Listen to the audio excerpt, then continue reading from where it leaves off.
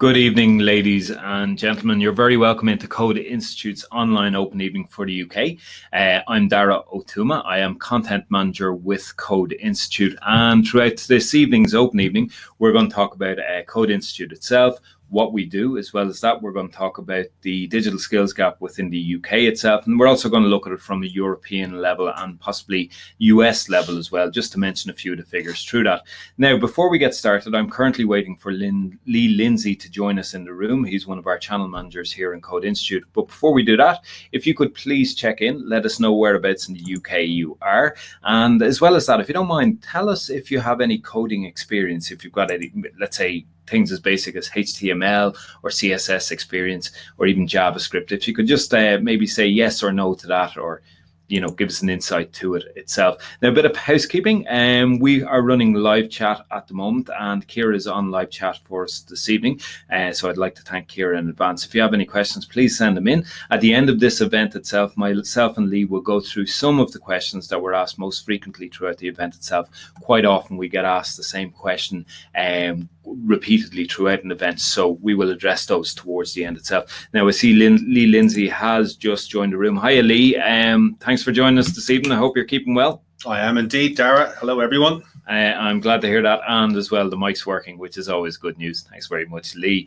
Okay, so what we're going to cover today, Lee, and I'll run through this very quickly. We're going to give an introduction to everyone as to who Code Institute is, a little bit of background as to the organization itself and what we do, who founded us, etc. We're going to move on to the coding industry, and we're going to give context in terms of how our course, I suppose, can be applied to the current digital skills gap throughout the world at the moment. But of course, there will be an extra focus on the UK itself. Then we're going to show you the course, how Code Institute's full stack software development program is ran, what this LMS, the learning management system, actually looks like, and we'll give you some of the course details at the end. And then at the end of everything, we're going to go through a general questions and answers session. So as I said, a lot of the live chat will be covered by Kira, but towards the end, we'll have an accumulation of the most popular questions as such, and we'll go through those. Now, the other thing as well, I'd just like to make you all aware that throughout this event, we'll be posting what's called a strategy call button. So that's if you have any further questions that you'd like to ask, or if you'd like to talk to our education advisors here in Code Institute, fill out that form. It's very short, very brief, and you're able to pick a time when you would like a member of Code Institute to give you a call itself. And again, if you have any questions that we don't cover this evening, or if we don't get to answer your question, just get in contact with us that way, and there will be no problems after that. Lee, I talk quite a lot, as you know. Me and Lee do these open evenings quite frequently together, and he's aware of how much I talk. So I'm going to stop. Lee, could you give us a bit of background as to who Code Institute are or is? Absolutely, Dara. Thank you. Hello again, everyone. So Code Institute, we are a relatively new company. We were founded in 2015. Founded by a guy called Anthony Quigley with a very specific mission in mind. We were going to address the digital skills crisis. The digital skills crisis is something that myself and Dara will talk about a little bit more detail very shortly. But in a nutshell, there are far more jobs going in the technology space than there are graduates to fill those roles. There are a number of reasons for that we will highlight a little later on. But high in the running, in fact, very much at the top of the tree in terms of demand, is software development. So software developers are the most in-demand tech role in the world at the moment. So Code Institute was formed in order to tackle this problem and produce software developers in a much quicker and more efficient way. And the guy that founded the company has a beautiful expression. I'm a big fan of it. He said, "We don't promise mastery overnight, but we will turn you into a world-class beginner." And our course has really taken hold around the world. We've grown very quickly in 4 years. We have learners all across the globe, all across Europe, North America, Asia, Southeast Asia, even Australia. So we're truly a global education company. But just to bring it back to the beginning, so when we were thinking about how do we create job-ready software developers in a more efficient way or in a new way, we decided that we would start at the end. And we went to industry and said, okay, you can't find developers. Tell us, what would you like in a developer? What are the key skills that you need? And we went to organizations from all different industries, pharmaceuticals, GlaxoSmithKline, MasterCard. We went to PayPal. We went even organizations like Salesforce, not just the big boys, also young up-and-coming organizations as well. Number of growing startups, people like Jobio and Forest. And what we were looking for is consensus. What is flavor of the month? What does industry need? We then built our course around those requirements. This wasn't a one-time thing because technology is always changing. We work with the Advisory Council on an ongoing basis to make sure that what we teach is current and relevant. For you as a graduate, that means that what we teach you is actively in demand. That means that your CV will stand out when a hiring manager is looking at it and thinking, these are languages that we very likely need, or he will recognize that these are cutting edge and new technologies that are very much being talked about in the tech space at this point in time. Okay, now with the input of this Industry Advisory Council, and I suppose it's the next image on the slide itself, because of that input, our students are industry ready and very much career focused, okay? Because part of what industry advises us is to ensure that, I suppose, our graduates and our students become focused on what industry is currently looking for. So therefore, they are career focused by the end of it. And then the other thing as well is industry certification. Could you bring us through that, please, Lee? Yeah, it's an area where we're truly unique, Dara. Skills-based learning is a new thing. There are many, many bootcamp organizations and skills-based learning organizations out there around the world. We are very unique in that we have academic recognition for what we teach. Our course is a diploma in software development. The award you earn is a full diploma in software development, a level 5 on the European framework. That is between ourselves and our partners at the at Edinburgh Napier University. They have validated our program, and the award is a diploma in software development. This really, the upshot of this is twofold. Firstly, it means that for you as a learner, not knowing who we are, you know that what we teach is academically sound. So that's number one. For us, it comes back to the career focus. We know that once you've left this program and you're out there in the big bad world and you're looking for work, when you apply, your CV and your portfolio aren't necessarily going to land on the desk of the technical guy. Very often, it'll have to go through a recruitment agent. They'll have no ability to assess your coding skills. They'll have a simple criteria in place. Very likely, does this person have a certification or any kind of academic recognition for the coding skills that they have? Our certification helps you navigate that piece of the process and get you the job that you're after. Okay, so let's say you do make it to your interview in the tech world and all the rest. This leads nicely into portfolio-led training. So on our course itself, all students must partake in 4 major projects of the course itself. And those projects make up your portfolio. So these are beautiful websites, front end, back end, interactive, all of these things combined. And effectively what you have there is a portfolio of projects. Now, I speak, Lee, as you know, I speak to employers all the time. As content manager here, I need to talk to employers to find out what they're looking for, and that actually decides what type of content I create, be it video or be it written content. And from talking to those, what they find largely attractive about us, I won't say the most attractive thing about Code Institute graduates, is the fact that they all leave here with this portfolio of projects.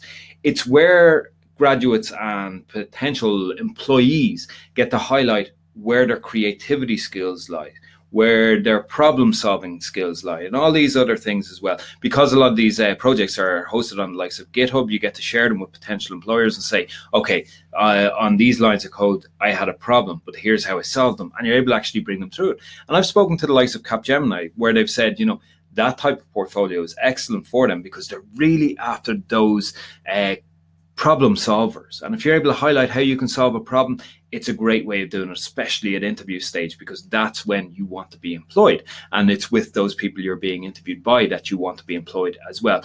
That's why I always bring it back to that IAC, Industry Advisory Council, the second image on the slide there.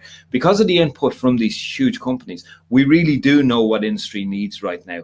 And I suppose that's a great way to vocationally learn something. And because we've got so much focus on practice, so you code, it's a code first approach that we take from day one you are coding, that is massively important. And I suppose it kind of differentiates us from, let's say, computer science graduates and things like that, because there's a lot of theory there. And I'm not giving out about what happens in university. Those courses are excellent. However, because supply and demand issues that are there at the moment, you do need graduates that have the practice as opposed to just the theory itself. Moving on from there, Lee, tell us a little bit more about the global skills shortage that's there at the moment. Happy to, Dara. So slide there, you'll see in front of you, the Global Skills Shortage 2020. You'll see some eye-popping and mind-boggling numbers at the bottom that really just illustrate how interconnected the world is projected to be by the year 2020. But the skills shortage really refers to a shortage of talent, a shortage of appropriate talent for jobs. Over the course of the past 10 years, the world has changed dramatically. So jobs have emerged that didn't exist before. You look at the people in roles like cybersecurity, digital marketing. But what's happening at the very top level is, aside from the technological transformation, every single industry is now being permeated by massive digital change. Look at the car industry. I know this is really in your wheelhouse, Darren. You'll pick up the reins in this one very shortly. But a car these days, I was reading a statistic, a standard modern top-of-the-range car tomorrow has 100 million lines of code in it. That was not the case 10 years ago. In fact, far from it. Other industries, I have a buddy working for a company, my mind went all over the place when I heard this. He's working for a company in a thing called AgTech, agricultural technology. What they do is they have cameras that do facial recognition. They monitor cows in dairy farms that are being milked. They use facial recognition. They collect big data on the behavior of these cows, and then they optimize performance to increase milk production. To me, this is the stuff of science fiction, but it really highlights why the digital skills crisis exists. Every industry is now having technological requirements that simply did not exist 10 years ago, and the talent is needed. I find it incredible how you're able to go from, let's say, car tech to ag tech, and then you give two completely different examples. But going back to the car tech, because you know I'm a complete another car nut, for me, I suppose what really shows how advanced we've become, and you mentioned stuff of science fiction. Years ago, we would have thought of autonomous driving as being science fiction. We all knew it could potentially happen, but now we're at the stage where it's actually happening. And take, for example, in Wales, there was legislation put in place to allow for testing of autonomous vehicle. You see it across the USA, parts of, let's say, Gothenburg and Sweden and other places like that, where they're actually testing autonomous vehicles at the moment. Then you look at the likes of, let's say, Tesla, or you look at the likes of Volvo, Mercedes, where they have assisted driving. They're not allowed to call it autonomous driving, where a car will actually, you know, maintain steering, maintain brakes, acceleration, other things like that. Why do you bring up cars, Lee? You know not to bring up cars when I'm on a webinar with you. However, it just shows how advanced we are in terms of technology. Now, tech was always going to be involved with cars, but your example there on the ag tech, agricultural tech, is another excellent example, because the agricultural, I suppose, industry is absolutely ginormous. It is huge. And the fact is, yes, it's been overtaken by tech. You mentioned a company a little bit earlier on when we were talking about our IIC, I suppose smaller scale, not as global as the likes of Salesforce, Accenture, other companies like that. But you mentioned forestry, or forest, excuse me, sorry. Third time lucky. Forest with a PH, okay? And Forest, their tech is based around hair. It's based around, salons. It's technology that's being built for salons. And, it now is part of every single industry. I often give the example, even the pens that we use to write. Some software developer was involved in the production of that, be it the design of it or how much ink needed to go into it. It was designed to some degree, how it holds inside your hand, before they're actually created. The software developer is somewhere in the process of that itself. Sorry, I've got my cup of coffee in my hand, so I'm kind of shaking it as I move across there. Okay, the demand in the UK. Now, this number, I'm going to, I suppose, give a small bit of, not a disclaimer, but I'm just going to give a bit of explaining behind it. It's the CODEC, the Coalition for Digital Economy. They're a group of, I suppose, tech industry players who have said that the skills gap in the UK alone will be as high as 800,000 jobs by 2020. Now, what that means is jobs with digital skills that are needed in software development would be a huge part of that. Now, realistically, I think for software developers, the number will be quite less than that. But at the same time, the demand is absolutely huge. Then you look at the likes of the Western developed world, as I referenced by. So that's Europe, UK, and you look at the likes of Australia, New Zealand, USA, Canada, all these other places as well thrown into that. They reckon by the year 2020, 2020, there'll be as many as 1.2 to 1.5 unfilled ICT jobs. That is astounding. And at the moment, governments are even recognizing that this is a huge issue. So you look in the UK, for example, you've got ministers and ministries that solely focus on technical skills and technical employment for the future, because we're now entering digital markets and the like. And unfortunately, there are not enough people who are up to that ability that can actually fill these roles. So this what started out as a small gap, as technology grew with such a fast rate, the skills didn't match, which is why, and we're going to look at salaries in a little while, just why the demand, the salaries that software developers get are actually so high, because the demand is so high for them and the supply is just not there. Now, moving on from that, Lee, here we go, the salaries. This is type of salaries. Okay, so this is from the Office for National Statistics. If you look at the average income for somebody in the UK, it's £29,000, 588. Okay, and that's the average income across all industries. If you look at the average ICT income, right, information communications technology income, it's over £44,000. So ICT workers are demanding a lot more money, and the reason for that is because companies need these skills, and they need them badly because technology is advancing all industries. Lee, I told you I speak too much. Could you tell us a little bit more about our course itself? Like, for example, what is full stack? Absolutely. So full stack development, it'll be a new term to some of you guys here. The idea of our course, Diploma in Full Stack Software Development, is that we want to give you a solid grounding in all key aspects of modern development. So if you think about any application, the simple breakdown of it is the front end, which is what you see. Then you have the back end, which is the rules that are underneath what you see. And then you have the database, which is what the rules are impacting and shuffling and reshuffling every time you invoke a command on the interface. So front end development, what we teach you in that area is HTML, CSS, and JavaScript. Within back-end development, we teach you Python, MySQL, and MongoDB. And then the final area is full stack frameworks. We'll look a little bit more detail at the course on the next slide here, Dara. So we take you from the very, very beginning, which is the fundamentals of code. So we don't assume that you have any prior knowledge whenever you walk onto this course. We want to teach you the basic building blocks, almost the times tables of code. So in the area of coding fundamentals, we teach you HTML, CSS, JavaScript, and Python.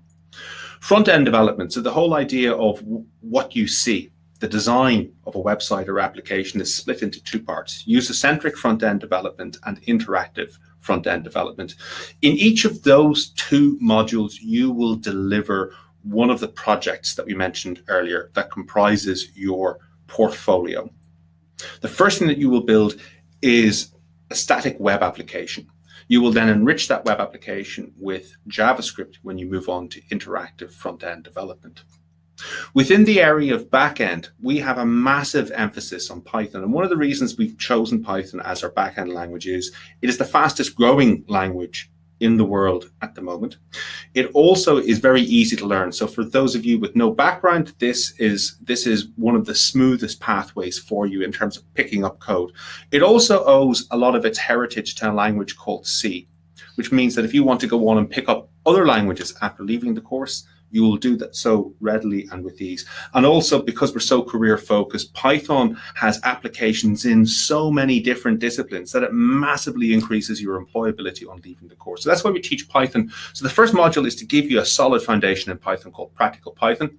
Then we bring you into the world of databases. And there's two types of database, structured and unstructured, and two key languages that are used in querying and manipulating those databases, namely MySQL and MongoDB. And we bring you through that. Once you've completed those two modules, the marriage of those two modules, you will have another project to deliver that will be a combination of your data work and your Python work before we finally move you on to full stack frameworks with Django. And Django is a flavor of the Python language. It's a framework of the Python language, actually. And within the area of full stack, you will build a full scale application, beautiful front end, robust back end, and then you will start integrating things like payment systems and booking systems. You see some of the things that students may integrate, the likes of Stripe and Amazon Web Services.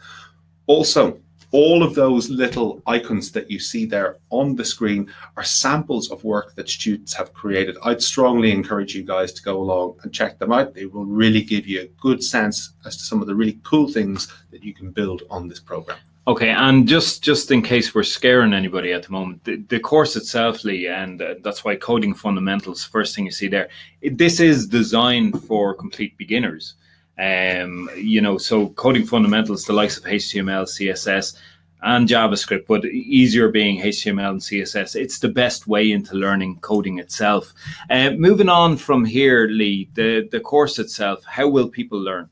Okay, so all of our learning materials are housed in our LMS, our learning management system.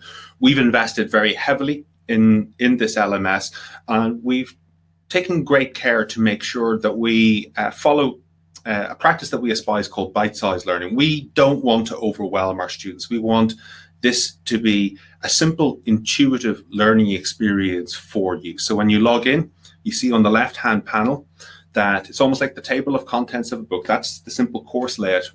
You select in, you go into a module, you always know where you're at and what you have to do next. That's actually one of the keys to any good LMS.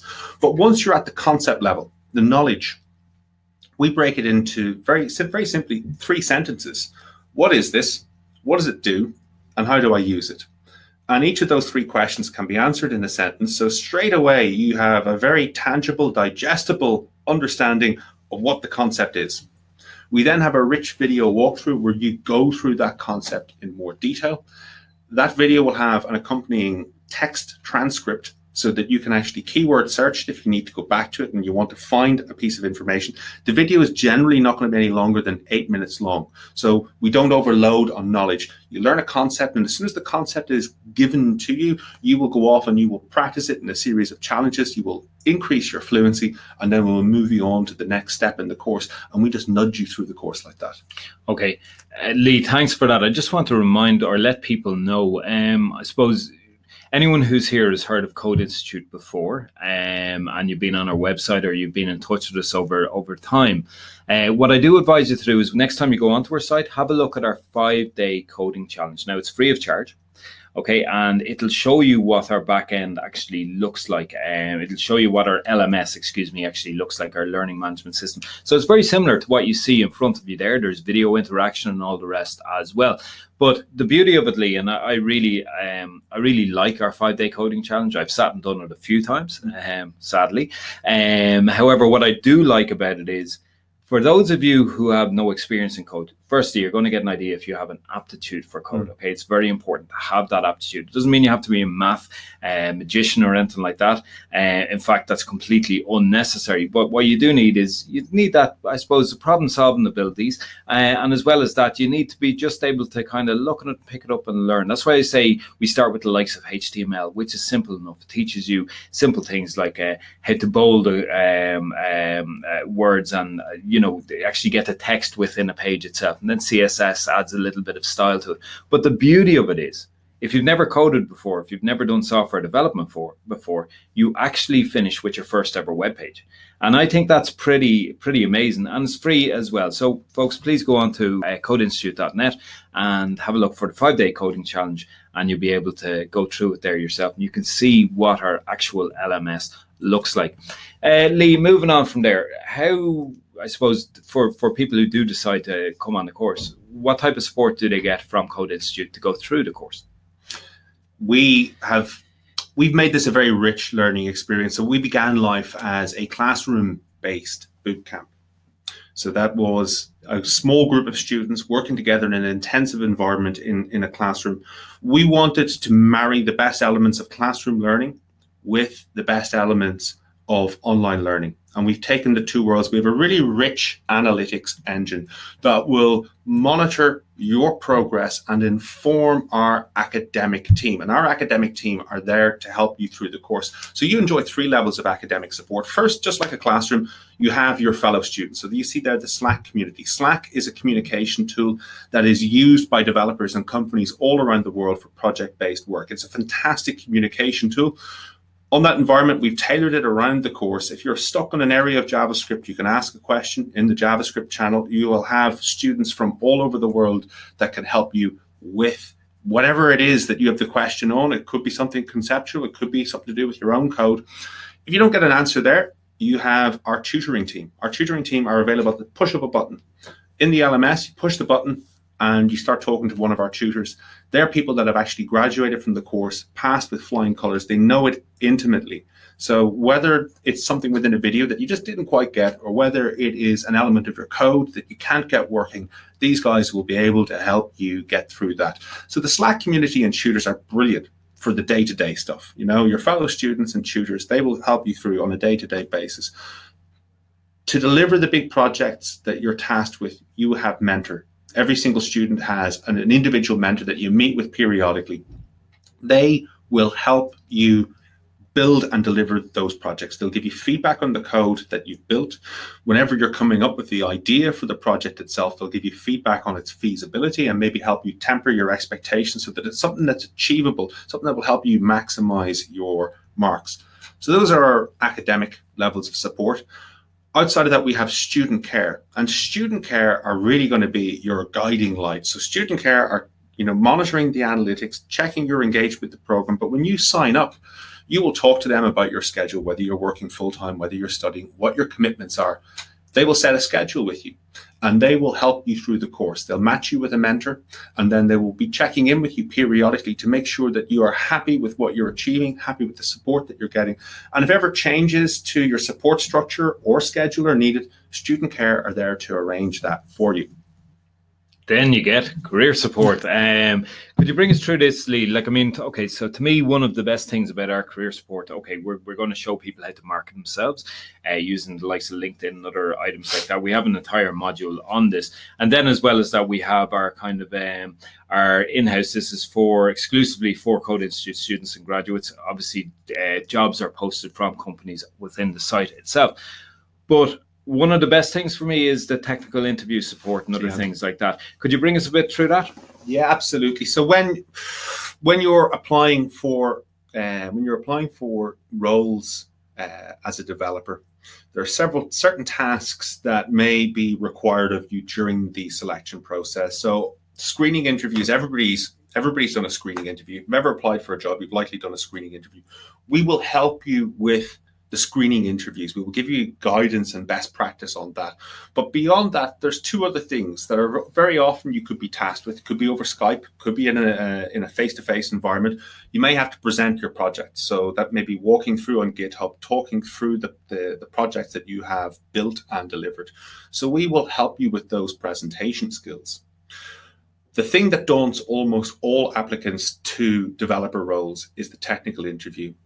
And our head of mentoring, Yoni Lavi, he is the bee's knees at this, because he puts our graduates through incredibly rigorous technical interview walkthroughs, whereby you're ready for anything by the time you walk into that technical interview with the prospective organization. What we put you through, I don't mean to make it sound negative, but we put you through, it'll be far worse than whatever any organization can throw at you. That means you're going to be incredibly well prepared, because we know that these are often the points where you can be made or broke during the recruitment process. Lee, I have to say I don't like the way you've described Yoni there, but he's lovely. He's really good. But it all makes sense if you are applying for any role, and especially when it comes to those technical interviews themselves, they can be quite tough. So to get as much experience, and your term rigorous is actually fair enough, to get that type of experience is essential. I suppose when it comes to interview day, you'll be thankful. You'll be like, wow, okay, that really worked and I really needed it. We do get thank you letters from graduates for that very specific thing. Yeah, and again, it's fail to prepare to fail type of job, and that's it. Okay, so why people are choosing Code Institute, and then we're going to move on to questions. And once again, I want to thank Kira for, actually one or two slides before questions, but I want to thank Kira, who has been taking care of all of the live chat that's coming through. She has already started sending some questions through to us that we will address in a few minutes. So why Code Institute? Lee, as I said before, myself and Lee do a lot of these open evenings together. So Lee, I usually take on this slide. So I'm going to ask you to go through it this week, if that's okay with you. Let's see if I caught you off guard, or can you bring us through this one? Why do students choose Code Institute? I was just about to go for a doze. So in terms of choosing Code Institute, very simple. So it's a recap. So what we teach is prescribed by our advisory council. So the skills that you learn are ones that are actively in demand in industry right now. So that positions you very, very strongly on emerging from this course in order to find a role. When you study, you are working, you are building projects all of the time, real world solutions. So you're building a portfolio. I like the really cool thing about the portfolio is, aside from developing skills, people show off their personalities. We have, like, I would strongly encourage you to check through some of the old projects. For example, one of our favorite students, a guy called Jody, suffered from diabetes, and he built a really rich interactive dashboard where he was able to assess his sugar levels over time. So he was capturing data from his insulin reader, and then he was able to make an interactive graph that gave him a better grasp of his own condition. So that just shows how you can create something that's very personal that also shows off your coding skills. Then another reason is the academic award that we have. So when you leave this course, you will have a diploma in software development. That diploma is something that will help you navigate the world of recruitment. And it's something that will stand to you academically if it's something that you want to pursue further down the road. And then lastly, our course is a really, really rich learning experience. So while you're studying, you enjoy all of the different levels of human support, as well as the analytics that we have to make sure that you're getting through the course at the right pace for you. Okay, and now that you mention that, I actually want to, I suppose, chime in a little bit on this. When you speak to student care, which is, after you speak to education advisors, you wait for, let's say, approval to the course itself. If you're approved onto the course, the first point of contact you have after that is student care. And it's with student care that you sit down and you start to schedule out your time on the Code Institute program. One thing I will say to you, like, again, you're going to be given a schedule, and you're going to be given dates by which you must have projects completed. My advice to everyone is stick to the schedule, because like any third level institute or any education provider, it is essential you stick to your schedule, and it's essential that you get your projects completed on time. If you stick to that schedule, then in my opinion, everything will be smooth running. Now, in terms of the coursework itself, it's like 12 to 60 weeks. And my advice is a minimum of 12 to 15 hours per week on the course itself to get it done on time. But once again, student care will bring you through it. Now, in terms of the price itself, the price of the course is £5,500. And there are various options that you can choose from in terms of payment. First off is upfront payment of £5,500, which is generally the best value. But other options include finance through Future Finance, which is done on a case-by-case basis. And once again, case-by-case basis, Code Institute payment plan. If you want to know more about that, there is a strategy call button. Please get in touch, choose a date and time. One of our education advisors will talk to you. And if you have any questions regarding payment, etc., please ask those questions, and we will try and, I suppose, give you whatever information that we can. Now, moving on from that, question time. Lee, plenty of questions have come in. Once again, I've said it before, I'll say it again. Thank you very much to Kira, who has been answering all of your questions live. We've been sent on, I suppose, an accumulation of questions here, an aggregate of some of the questions as such, and they're the more popularly asked ones. One or two which were only asked by one person, but they were very good questions, so we've had them in as well. First off, asked by many people, what programming languages do you teach on the program? I know we've answered this, Lee, but if you wouldn't mind bringing us through again. Yeah, at the highest level, so we teach a really wide array of technology, but the parent level languages are HTML, CSS, and JavaScript within front-end development. Then within back-end, we teach Python, MongoDB, and MySQL, and then Django, which is a variant of of Python within full-stack frameworks. There's a whole host of other languages that are taught. One of the things, and I do remember being with one of our tutors when he was talking to several of the students who were thinking about coming onto the course, saying to them, look, do not be daunted by the number of languages that you learn, because there's loads of other little technologies and frameworks that you will learn. And if you're curious about them, download a brochure and you'll see comprehensively what they are. But the positive outcome from learning so many different languages and technologies is that you really get to grips with the structures of a wide variety of languages. And picking up new languages on emerging from this course is something you will be able to do quite easily and readily. And we have graduates that have left our course and they've moved in and gone on to roles as back-end developers using .NET.